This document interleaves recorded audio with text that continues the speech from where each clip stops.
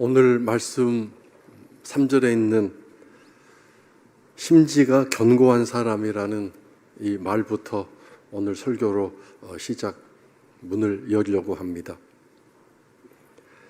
마음이 견고하다, 흔들리지 않는다, 요동치지 않는다, 마음이 이랬다 저랬다 하지 않는다라는 뜻을 가지고 있습니다. 우리 마음은 너무 약하기 때문에 쉽게 영향을 받습니다. 좋은 영향을 받는 건 괜찮지만 상처를 받고 두려움을 가지게 되고 마음의 근심과 염려가 곧바로 우리 마음을 장악합니다. 슬픔도 있습니다. 욕심도 있습니다. 그리고 이 모든 일에 사실은 원인이 될 수 있는 또는 결과가 될 수 있는 외로운 마음도 있습니다. 외롭다고 하는 것은 결국 모든 것에 문을 닫게 만듭니다. 만든 결과로 오는 거겠죠. 왜 마음의 문을 닫느냐 하면 별 대수로운 것이 없기 때문에 그렇습니다. 마음은 열어봤다가 상처만 받고 근심, 걱정만 자꾸 들어오고 뭔가 의지할 것이 없기 때문에 마음의 문을 닫다 보니까 점점 오늘 우리들의 삶이 외로움 속에서 진행되어 가는 것 같습니다. 외로움은 얼마나 해독 작용이 강력한지 어떤 사람이 이런 연구 결과를 발표했습니다. 담배를 하루에 15개 피는 그런 영향력과 똑같은 악한 영향력이 외로움이 주는 것이다라고 얘기를 했습니다. 우리는 담배를 피워본 적이 없기 때문에 하루에 15개를 피워본 적이 없기 때문에 도대체 그게 어떤 악한 영향력을 우리들에게 주는지 이해는 안 되지만 안 되죠. 되시는 분 혹시 계세요? 지금 전혀 얼굴에 표정이 없으신데 어쨌든 이 외로움이라는 게 참 안 좋은 그런 힘을 가지고 있는 것 같습니다. 제가 어떤 분을 만났는데 너무 외롭다고 그런 얘기를 하면서 그래서 친구들 모임에 정기적으로 주기적으로 모이는데 거기에 가는데 젊었을 때부터 알았던 친구들 모임이라서 갔는데 거기서 더 외로움을 느꼈다고 합니다. 젊었을 때는 몰랐는데 나이가 들다 보니까 이미 자기만의 사고방식과 생활의 방식이 굳게 자리를 잡고 뿌리를 내리고 있고 삶의 어떤 가치관들이 이미 고정적으로 자리를 잡고 있기 때문에 저마다 하는 이야기를 들어보면 도대체 하나가 될 수 없는 저마다의 이야기를 하다 보니까 결국 그런 이야기를 피하고 그렇지 않은 이야기를 하다 보니까 대화가 맴돌게 되고 주변적인 이야기만 하다가 또 이렇게 감정 상할 만한 이야기를 피하다 보니까 하고 싶은 주제 대화를 나누지 못하고 또 그런 얘기 했다가는 핀잔을 듣기도 하고 괜히 아는 척 뭔가 인생의 선배가 되고 굉장한 인생의 전문가처럼 조언을 하고 이래라 저래라 뭔가 교훈을 주는데 상당히 그것도 못마땅하기 때문에 결국 그 많은 친구들 사이에서 외로움을 해결할 수 없는 그런 경험을 하고 있다고 얘기를 했습니다. 그래도 수년간 수신님은 같이 알아온 친구들이기 때문에 그나마도 나아서 모임에 가기는 가는데 참 외로움이 힘들다 이렇게 얘기를 하는 걸 제가 들었습니다. 하나님은 오늘 우리들에게 심지가 견고한 사람을 말씀하고 있습니다. 이 심지가 견고한 사람에게 오늘 말씀 다시 보시면 뭐 한다고 하셨어요? 평강에 평강을 더해 주신다고 약속하셨습니다. 평강의 복을 주신다고 말씀하셨습니다. 자, 근데 저 말씀이 어렵습니다. 이해가 안 됩니다. 도대체 하나님은 왜 저렇게 하시는지 납득이 안 갑니다. 자, 이제 정도 말씀을 다시 꺼주세요. 말씀을 꺼달라니까 계속 켜고 있네. 서로 신뢰가 안 됐습니다. 왜 저 말씀이 납득이 안 되냐면 우리가 살면서 힘들고 어렵잖아요. 낙심이 되고 절망이 되고 상처도 받고 삶의 두려움과 염려가 있잖아요. 그럼 은혜와 능력이 충만하신 하나님 아버지께 오셔서 우리들에게 평강을 주셔야 마땅한 거 아닙니까? 그런데 평강을 주시는 대상이 힘들고 어려워서 마음이 낙심되고 지금 두려움에 빠져 있는 사람이 아니라 심지가 견고한 사람에게 평강을 주신다고 말씀하시니 이게 도대체 무슨 얘기입니까? 어떡하라는 얘기입니까? 누구는 마음이 두려움과 염려에 빠지고 싶어서 빠집니까? 누구는 상처받기 좋아서 상처를 받고 마음에 좀 고통을 당하고 있습니까? 약하고 부족하고 연약하기 때문에 그런데 어떡하라고 오히려 이런 사람들에게 득달같이 찾아오셔서 평강의 복을 주셔야 되지 않습니까? 근데 하나님은 심지가 견고한 사람에게 주신다고 하니 나는 도대체 하나님 주시는 평강을 받을 자격이 없는 것 같습니다. 그렇지 않습니까? 심지가 견고한다면 또 하나님 평강에 사실 무슨 의미가 있겠습니까? 내 마음이 견고하고 변함이 없고 흔들림이 없는데. 그런데 하나님이 주시는 평강과 심지가 견고한 사람이라는 게 도대체 무슨 뜻인지 이제 3절 마지막 부분에 신뢰라는 단어를 다시 주목해야 되겠습니다. 평강의 복을 주시는 까닭은 신뢰하기 때문이다라고 말씀하셨습니다. 즉 심지가 견고한 사람이란 하나님을 신뢰하는 사람이라는 뜻입니다. 이 사람에게 하나님이 평강을 주신다는 뜻입니다. 그러므로 여러분, 심지가 견고하다라는 말은 대상이 문제나 사람이 아니라 하나님에 대한 것입니다. 우리가 어떻게 약한 존재가 문제가 있을 때 그 문제 앞에 담대할 수 있고 대담하게 그 문제를 바라볼 수 있습니까? 절대 그럴 수 없습니다. 그 문제와 나를 괴롭히는 그 사람 앞에서 어떻게 두려움을 이겨내고 심지가 견고하게 흔들림 없이 마음에 요동치는 것 없이 그렇게 담담하게 대담하게 버티고 견딜 수 있겠습니까? 그것이 아니라 하나님에 대한 신뢰를 계속 가지고 있는 사람, 이 사람을 하나님이 심지가 견고하다고 말씀하십니다. 그 사람에게 평강을 계속해서 공급해 주신다는 뜻입니다.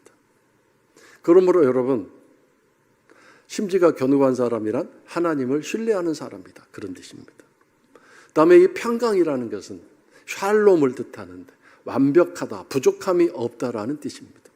하나님이 주시는 평강이 부족함이 없다는 뜻이죠. 완벽하다는 뜻입니다. 이것과 비교해서 사람이 만들어낸 평강, 내가 수고하고 노력해서 이루어 놓은 평강은 순간적입니다. 어떤 일을 성공하고 성취해서 뭔가를 가짐으로 누군가가 나의 편이 되어주겠다고 약속을 받았을 때, 너는 참 좋은 사람이라고 나를 칭찬했을 때 마음의 평강이 오지 않습니까? 근데 이런 평강은 오래가지 않습니다. 나를 사랑한다고 그래놓고 어떤 사람을 더 사랑하면 거기서부터 또 심각한 마음의 요동침이 일어납니다. 제 이 설교를 제 딸이 듣고 있을지 모르겠는데 제 아주 좋은 샘플이니까 어쩔 수 없이 또 할 수밖에 없는데 지금 설교 들으면 딸이 또 덜컹 할 텐데 나쁜 얘기는 아니니까 좀 잘 들어주세요. 어제 제 아내와 제 딸이 이 뒤에 노란색 개나리가 보이죠? 이거 와서 장식을 했어요. 카톡이 시간차를 두고 들어왔는데 딸이 먼저 이 장면을 찍어서 나 수고했어요 아빠 하고 의미로 보낸 것 같은데 조금 있다가 한 30초 뒤에 아내가 또 찍어서 보내왔습니다. 제가 답장을 딸한테는 안 하고 아내한테 수고해서 오케이 하고 이제 보냈는데 나중에 집에 와가지고 딸이 뭐 농담식으로 웃으면서 얘기했지만 아빠 내가 먼저 보냈는데 그러더라고요. 그러니까 자기한테는 왜 답장도 안 하고 아내한테만 했냐 이거죠. 그 마음 깊은 곳에 섭섭함이 있다는 얘기 아닙니까? 이런 작은 일에도 마음이 무너지고 상처를 받습니다. 평안함이 순식간에 깨지는 거죠. 사람이 만들어 놓은 평강 얼마나 쉽게 무너지고 깨지는지 실감하지 않습니까?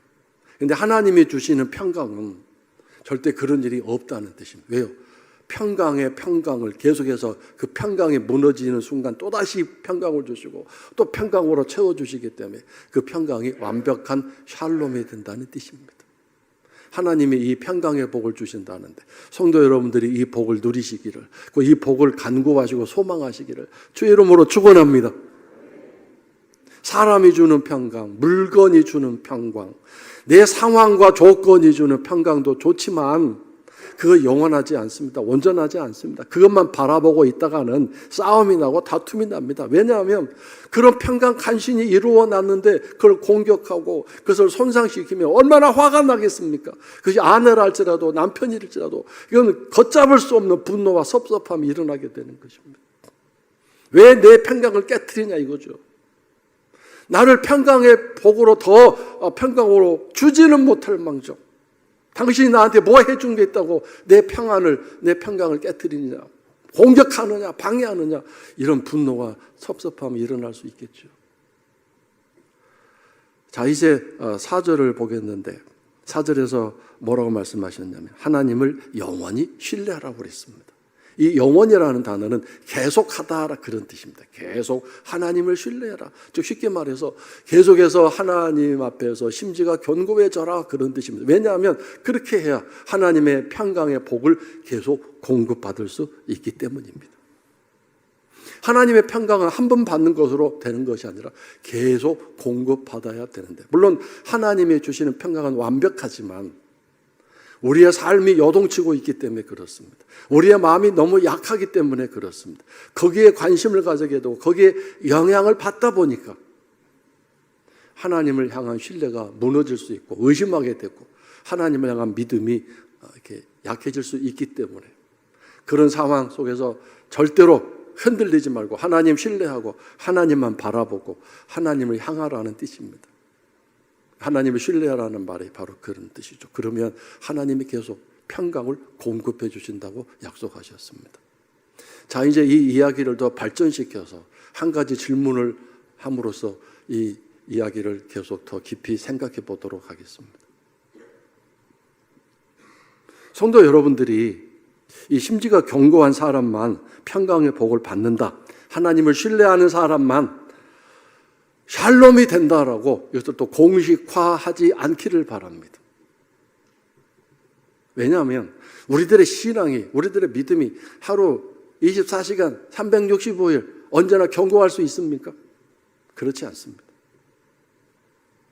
삶이 요동치는 것처럼 내가 힘써서 믿음을 세워놓고 하나님을 신뢰합니다라고 부르짖었지만 그 믿음 사실 너무도 또 연약한 가운데 무너질 수 있고 낙심될 수 있습니다. 하나님을 신뢰했던 마음이 내 요동치는 상황 속에서 쉽게 금이 가고 구멍이 날 수 있지 않습니까? 자, 그런데 우리는 이런 질문과 이런 어려움을 요한복음에 나오는 이야기를 통해서 해결할 수 있는데, 요한복음 20장 19절에 예수님이 제자들을 찾아오셨습니다. 두려움과 공포에 휩싸여서 다락방에 숨어 있었습니다. 그런데 부활하신 주님이 그날 저녁에 이 제자들을 찾아오셨습니다. 그 제자들을 향해서 야단치고 꾸짖지 않으셨습니다. 왜 두려움에 빠져 있느냐?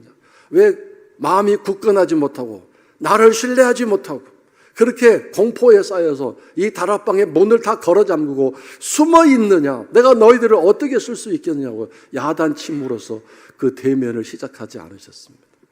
10명이 모여 있었는데 그들에게 찾아오셔서 첫 번째 하시는 것이 뭡니까? 너희에게 평강이 있을지어다라고 선포하시는 것이었습니다. 저는 이 말씀을 읽을 때마다 얼마나 위로가 되는지 모릅니다. 전혀 이 제자들 견고하지 않습니다. 심지가 견고하지 않습니다. 조금 더 견고하지 않습니다. 조금 더 주님을 하나님을 신뢰하는 부분은 없습니다. 그럼에도 불구하고 찾아오셔서 말씀하셨어요. 평강이 있을지어다. 얼마나 위로가 되고 얼마나 소망이 되는 말씀입니까? 주님은 내가 심지가 견고하지 않아도, 내가 하나님을 신뢰하는 일이 없을지라도 찾아오시는 주님이시구나. 그리고 내게 평강을 선포하시는 분이구나. 이걸 깨닫게 됩니다. 근데 놀랍게도 한 번으로 하신 것이 아니고 21절에 또 한 번 하셨어요. 너에게 평강이 있을지어다. 왜 그렇게 하셨을까요? 뭔가 지금 제자들의 평강이 다시 손상되고 무너졌기 때문에 저 말씀을 하신 거죠. 왜 그랬냐면 바로 앞부분에 이런 일이 있었어요. 제자들에게 이제 평강이 있을지어다라고 대면을 시작하신 주님께서 이제 계속 말씀 비치지 마시고 빨리 꺼주세요. 저 안 보고 저 말씀 보고 있으니까. 오늘 상당히 서로 신뢰가 좀 안 연결되는데.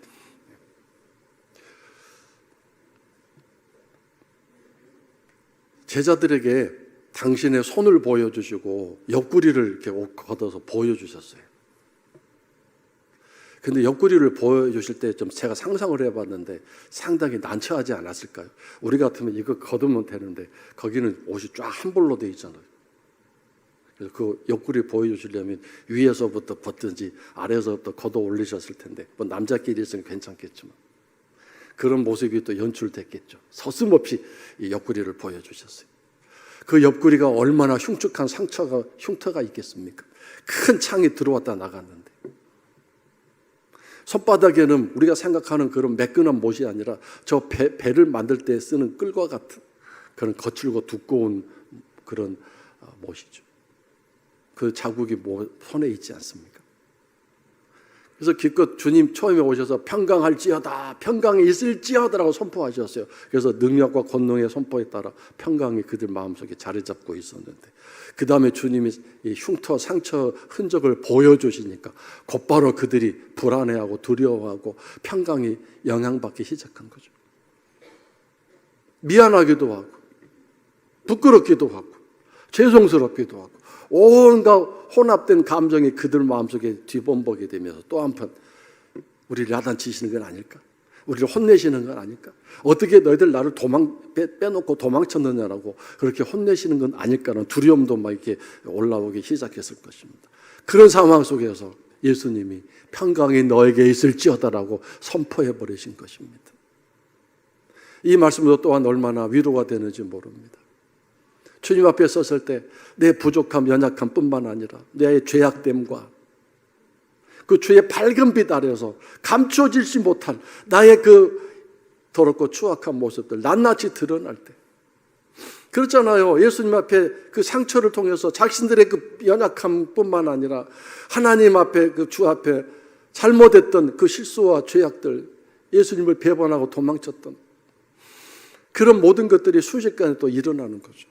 그런데도 불구하고 주님은 한마디도 야단치고 꾸짖지 않으시고 뭐라고 말씀하셨어요? 평강이 너에게 있을지어다 선포하셨어요. 이 놀라운 사랑의 주님, 은혜의 주님을 우리가 어찌 사랑하지 않고 또 그 하나님을 경배하지 않을 수 있겠습니까? 오늘도 이 주님은 견고하지 못한, 심지가 전혀 견고하지 못한 주님을 전혀 신뢰하지 않고 있는 제자들을 찾아오셨듯이 오늘 여러분과 나를 찾아오시는 주님이신 줄 믿으시기를 축원합니다. 좀 이럴 때는 좀 강력하게 아멘 크게 하시면 좋을 텐데 주님이 여러분과 나를 찾아오실 줄로 믿습니다.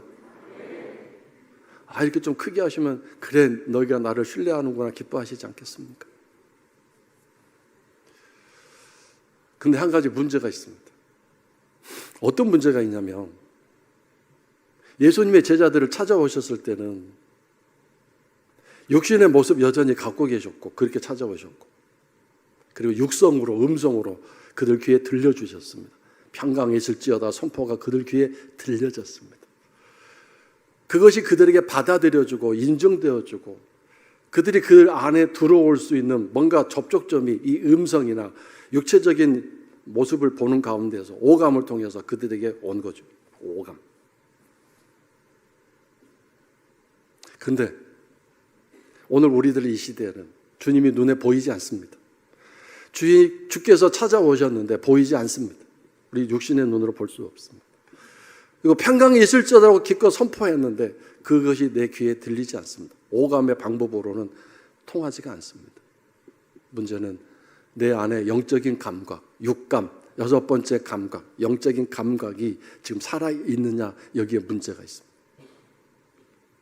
왜냐하면 하나님의 말씀은 내가 받아들이고 그 말씀을 수용하고 인정하는 가운데서 역사가 일어나고 능력이 일어나기 때문입니다. 물론 저 세상 자연 만물은 바람아 잠잠하라, 파도야 잠잠할지어다 이렇게 명령하시면 되는데 우리들에게는 그 말씀을 받아들이고 인정하고 수용하고 아멘 할 때에 그 말씀이 영향력을 끼치고 일하시기 때문입니다.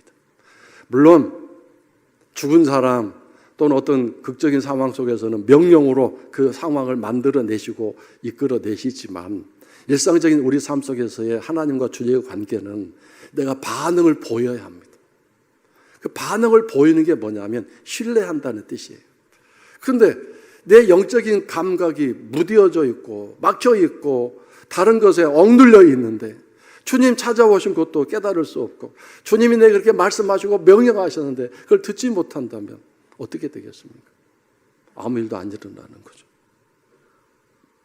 그러므로 여러분, 나의 영적 상태가 깨어 있어야 하는데 여기서 결론적으로 하나님을 신뢰하는 사람이 심지가 견고한 사람이 된다고 분명히 말씀하셨는데 하나님을 신뢰한다는 게 뭔가? 하나님을 계속 영원히 신뢰한다는 게 뭔가요?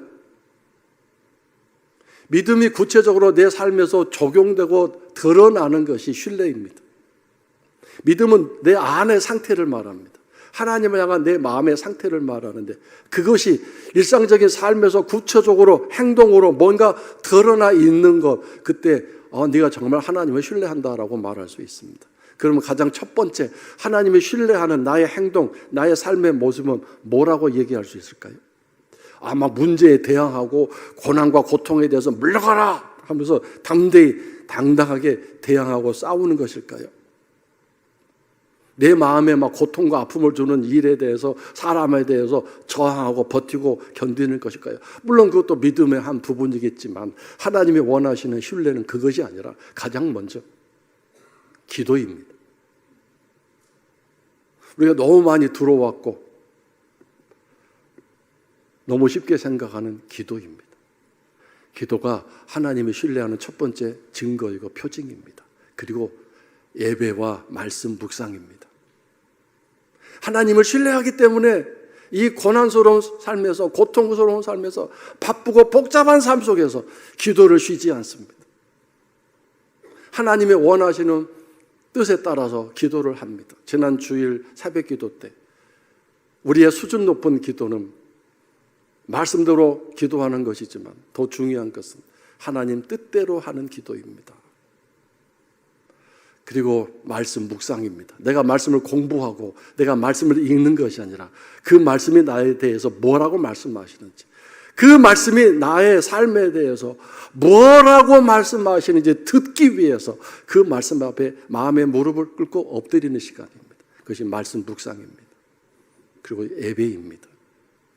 바쁘고 복잡한 시간 속에서도 예배에 정성을 다하고 예배에 온 마음과 뜻을 다하여 하나님을 찬양하고 경배하는, 그것이 네가 나를 신뢰하는구나라고 하나님이 인정하시는 가장 첫 번째 증표입니다. 다윗이 그렇게 살지 않았습니까? 요셉이 그렇게 살지 않았습니까? 오늘 여러분과 내가 그렇게 살기를 원하십니다. 복잡하다고 바쁘다고 피곤하다고 기도를 쉬고 말씀 묵상을 쉬고 예배에 등하시하게 된다면 그것부터가 이제 하나님을 신뢰하지 않는 증거가 될 것이고 심지가 견고하지 않다는 증거가 될 수밖에 없습니다. 그래서 여러분, 하나님을 신뢰하시는 성도 여러분, 계속해서 하나님을 신뢰하기 위해서 그 심지가 견고한 것이 다른 것에 대해서 아니라 기도에 대해서 심지가 견고하시고 예배에 대해서 심지가 견고하시고 말씀 묵상의 심지가 견고하셔서 하나님이 주시는 평강의 복을 받으시기를 주의 이름으로 축원합니다. 이 평강의 효능이 뭡니까? 하나님과 관계가 튼튼하기 때문에 이슬을 먹는 삶을 늘 할 수 있게 될 것입니다. 하나님이 그날 필요한 이슬을 공급해 주시는 그 은혜를 받게 될 것입니다. 그래서 그날 어떤 일을 당하든 어떤 상황 속에 있든지 뭐가 흔들리지 않죠? 하나님을 향한 사랑이 흔들리지 않습니다. 하나님을 향한 신뢰가 흔들리지 않습니다. 하나님 주시는 평강으로 그날 모든 일을 견뎌내고 이겨내고 또 포용할 수 있게 되는 삶이 됩니다. 그래서 여전히 하나님을 찬송할 수 있습니다. 하나님을 찬송하고 예배하는 일이 얼마나 복된 일입니까? 문제가 있어서 그 문제로 인한 불안과 두려움을 없애고 평안한 것, 이것이 복이 될 수 있겠지만 우리가 바라는 복은 다른 게 아닙니다. 그 복이 아니라 문제는 여전히 나에게 영향을 주고 나에게 상처를 주고 문제는 여전히 나에게 고통을 주지만 그럼에도 불구하고 하나님을 향한 신뢰는 절대 상처를 받지 않습니다. 하나님을 향한 신뢰는 절대 흔들리지 않습니다. 놀라운 일이죠. 우리는 잘 생각해 보면 내 상황이나 내 문제나 나를 괴롭히는 사람이 있을 경우에 내 신앙도 내 믿음도 사실 약해지잖아요. 그래서 신뢰가 제대로 나오지 않습니까? 기도할 힘도 없다고 얘기하고 찬송할 힘도 없다고 그러고 이 상황에서 어떻게 예배를 드리냐고 예배에 못 나간다고 하나님 아시죠? 바쁜 거 아시죠? 피곤한 거 아시죠? 그렇게 말하지 않습니까? 하나님에 대한 신뢰가 깨져서 하나님 날 버리셨나 봐 낙심하고 하나님을 찬양하고 예배하는 일에 열심을 내지 못한 일이 얼마나 많습니까?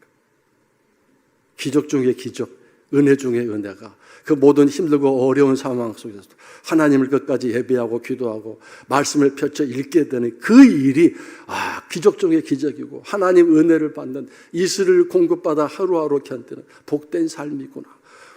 오늘도 내가 이 예배를 쉬지 않았구나. 오늘도 내가 기도를 중단하지 않았구나. 오늘도 내가 이 하나님 말씀을 맛있게 먹을 수 있었구나. 이것이 바로 하나님을 신뢰하는 자에게 주시는 하나님에 대한 평강, 기도에 대한 평강, 예배와 말씀 묵상에 대한 평강입니다. 이 복을 계속 누리게 될 때 언젠가 비록 사막일지라도 광야일지라도 지난주에 함께 말씀 나눴던 것처럼 기쁨을 부르짖게 될 것이고 하나님의 영광과 하나님의 그 아름다움을 보게 되는 멋진 날이 있을 줄로 믿습니다.